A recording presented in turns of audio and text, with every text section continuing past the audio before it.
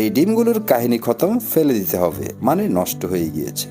ডিম নষ্ট হওয়ার অনেকগুলো কারণের মধ্যে উল্লেখযোগ্য কারণ হলো অতিরিক্ত ঠান্ডা কিংবা গরমে ডিম নষ্ট হয়ে যেতে পারে, যেহেতু এখন গরমকাল সম্ভাবনাটি থাকতেই পারে। দ্বিতীয় কারণ হলো যদি মেল ফিমেলের মধ্যে সফল মিটিং না হয়, সেক্ষেত্রেও ডিম নষ্ট হয়ে যেতে পারে।